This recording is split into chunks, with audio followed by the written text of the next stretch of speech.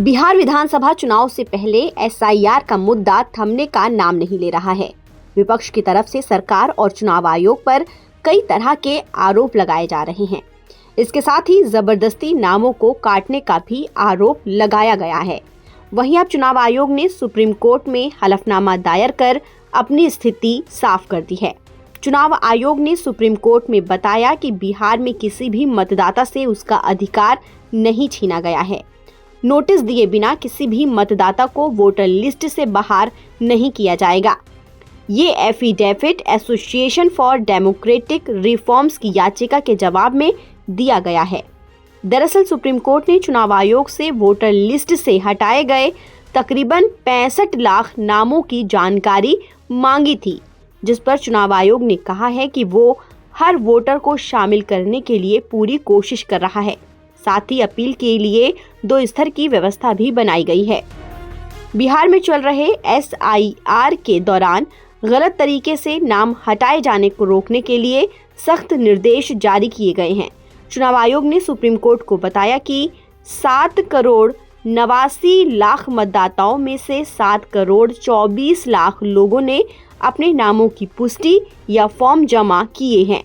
इसके लिए बिहार के मुख्य निर्वाचन पदाधिकारी, 38 जिला निर्वाचन पदाधिकारी, 243 निर्वाचन पंजीकरण पदाधिकारी, 77,895 BLOs अधिकारी, 2,45,000 स्वयंसेवक और 1,60,000 बूथ स्तर एजेंट तैनात किए गए हैं।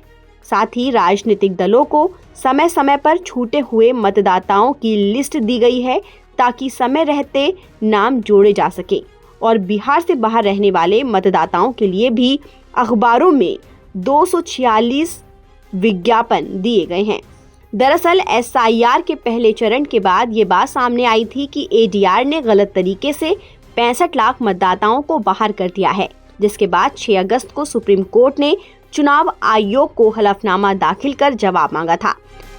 इस मामले में अब 13 अगस्त को सुनवाई होनी है। चुनाव आयोग ने सुप्रीम कोर्ट में दायर एक और हलफनामे में कहा है, 1 अगस्त 2025 को प्रारूप मतदाता सूची प्रकाशित कर दी गई है। ये चरण बूथ स्तर BLOs की ओर से घर घर जाकर मतदाताओं के नाम और फॉर्म्स जुटाने के बाद पूरा हुआ। चुनाव आयोग पर विपक्ष शुरुआत से ही कई तरह के सवाल खड़े कर रहा है।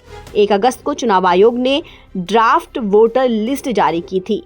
इसके साथ ही आपत्ति दर्ज कराने की बात भी कही थी। हालांकि विपक्ष इस मामले पर भले ही चुनाव आयोग पर कई आरोप लगा रहा है, इसके बाद भी अब तक किसी भी राजनीतिक दल की तरफ से कोई आपत्ति दर्ज नहीं कराई गई है। ताज़ा अपडेट के लिए आप बने रहिए नवभारत टाइम्स के साथ।